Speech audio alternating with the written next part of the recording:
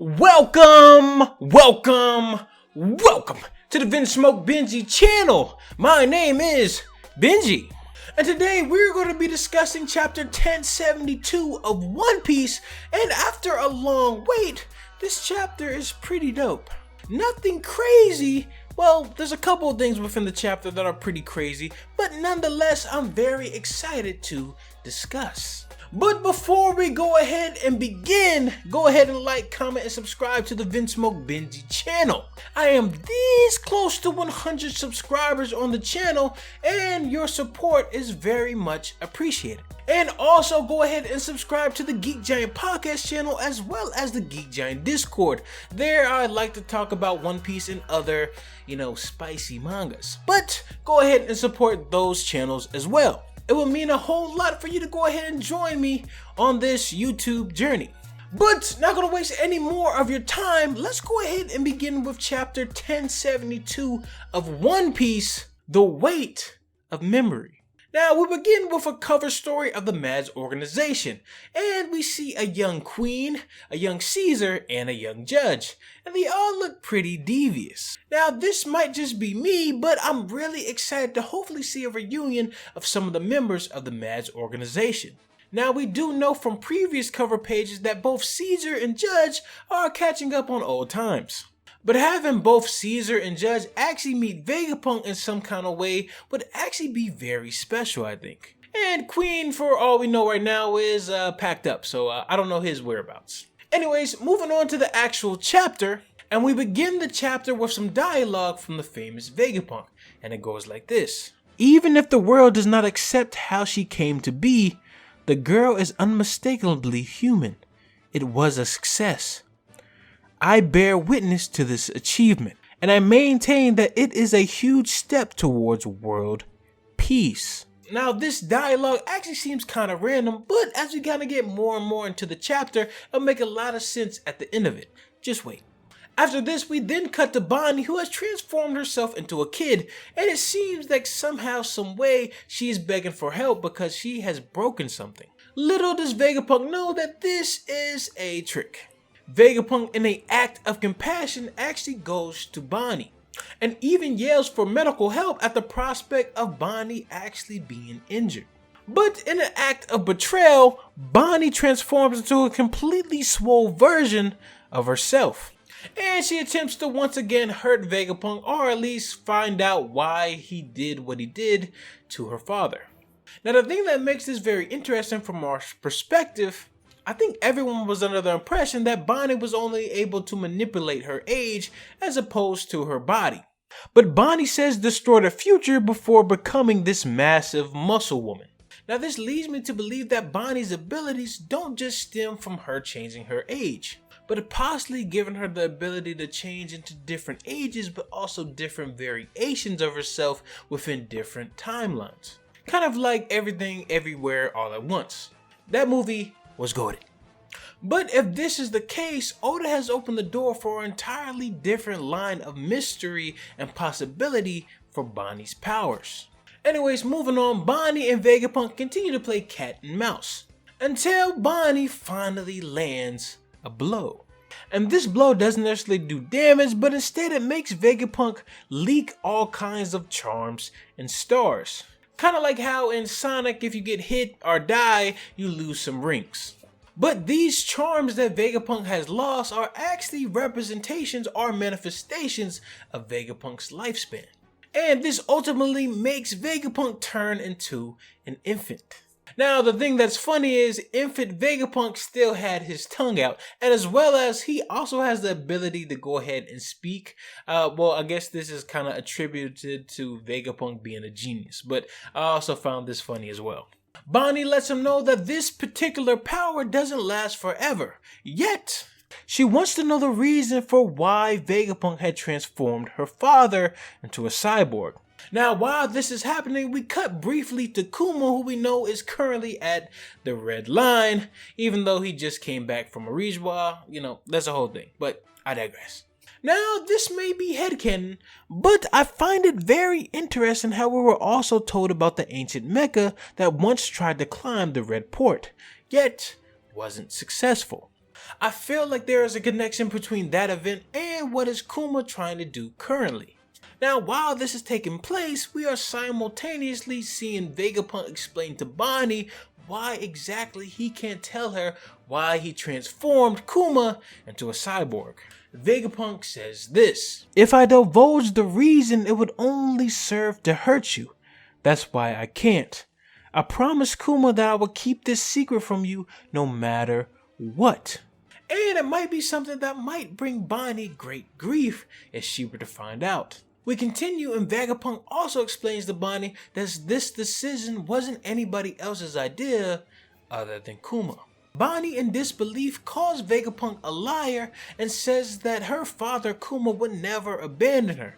But Vegapunk reiterates he has had it hard on himself too for losing his very close friend. Vegapunk says that Kuma was an incredible man and a close friend. This is the reason why he can't discuss this matter much more. Now, while this is happening, we're also getting panels of Kuma still climbing the red port, and he's basically being shot at by the Marines.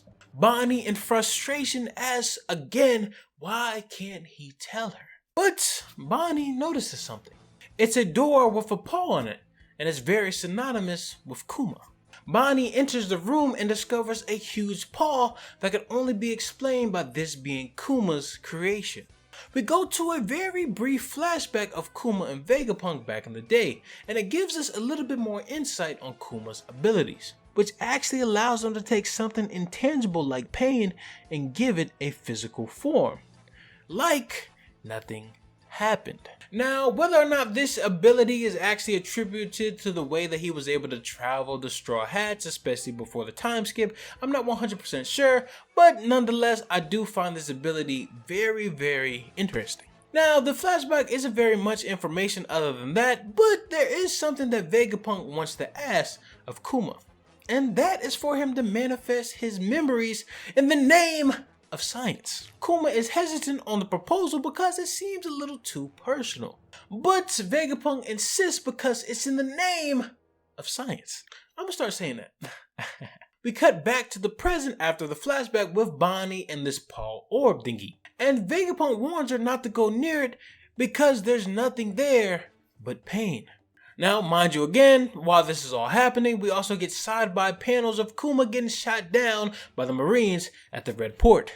And Bonnie reaches closer and closer to the Paul Orb, implying that hopefully in the next couple chapters, she's actually going to touch Kuma's memories. And I'm 100% confident that the next couple chapters of One Piece, we're about to get some tragic backstory on Kuma. And maybe we get a little bit more of Vegapunk during the Mads organization days. I don't know. There's a whole bunch of stuff that I do want to know about Kuma himself. He seems like a very cool character. And I do want to go ahead and say this. A mystery has been solved within One Piece. You know Kuma's ears, who I think a lot of people always thought that it was a part of his hat.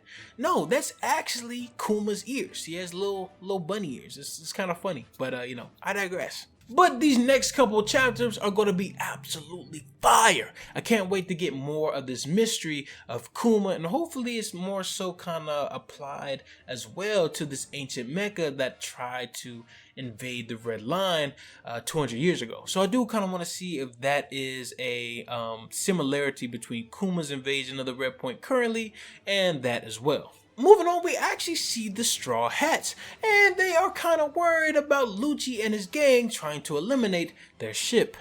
But have no fear, Zorro and Brook are here. You like what I did right there? You like that? Okay. But unfortunately, there is another factor to this equation, and it's none other than the Seraphim.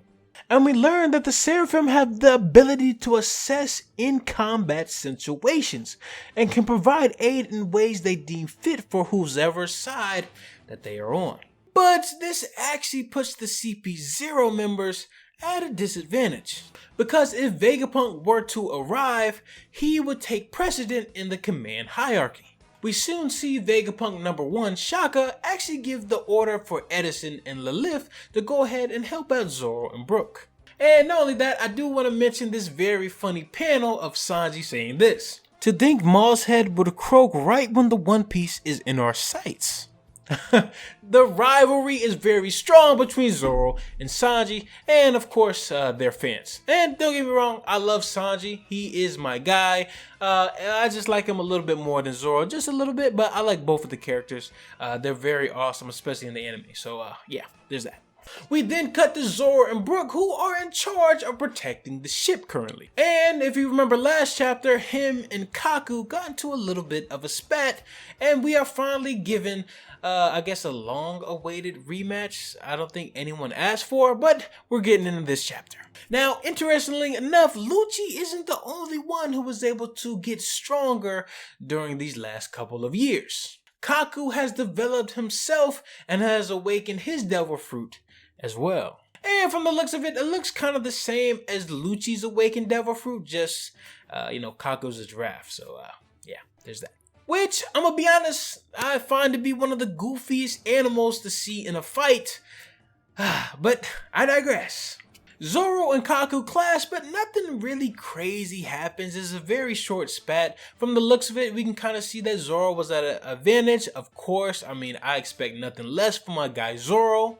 But to be honest, we don't necessarily get a good display of both of their strengths within this battle, other than maybe Zorro pushing Kaku down to the ground or something like that, or deflecting them. But other than that, we don't really see a good display of both of their strengths. We later get a panel of Lucci finally commanding the Seraphim to destroy the laboratory. And they effectively carry out this order, frightening both Nami and Usopp. But aside from this, we actually end the chapter with something very surprising and unexpected. I didn't expect this. Check it out. We see Kaku in a panel, but somebody has taken a bite of Kaku. Kaku immediately becomes incapacitated, and Lucci actually notices. Lucci is shocked to find out that is none other than STUSSY. And STUSSY says this: "Who, me? I'm just putting him to sleep. Would you please join him, Lucci? I think it's time for your catnap too."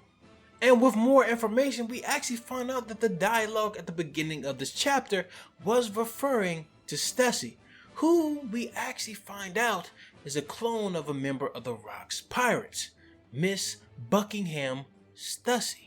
And that is the end of the chapter with this crazy cliffhanger. Now I do want to mention very briefly, and this could be a stretch, but hear me out. But Miss Beckon, who is Weevil's mom, could possibly be the original version of this clone. And this would actually solidify that Whitebeard actually did father Weevil, which would be crazy. And to be honest, I see why Whitebeard was trying to holler at STUSSY, you feel me? You know what I'm saying? But if we do break down the opening dialogue, I doubt that this is actually the case. STUSSY seems to be a beacon of peace for some reason, and it stems from the Rock's Pirates. Now, another question or another assumption that I do have is STUSSY the ally that Vegapunk had called upon? This would actually make a lot of sense, because since STUSSY works directly under the world government, and for her to basically blow her cover in an attempt to go ahead and save Vegapunk, or at least let Vegapunk escape, this would actually make a lot of sense. But nevertheless, this chapter was very exciting and cool. I'm very excited to see what happens next, whether or not STUSSY is going to be able to really allow Vegapunk to leave, as well as hopefully we get a nice little tragic backstory. I'm not saying I want a tragic, but I'm pretty sure it's going to be tragic. A nice tragic backstory of Kuma and Bonnie. And side note, I am doing the One Piece waifu tier list, and I'm pretty sure that STUSSY is going to go up a couple of tiers, so that's all I gotta say there. But anyways, let me know what you guys think in the comments down below. Like, comment, and subscribe to the Vinsmoke Benji channel. Thank you so much for tuning in, and once again, my name is Benji. Thank you so much, and I'll catch you guys in the next one. Peace.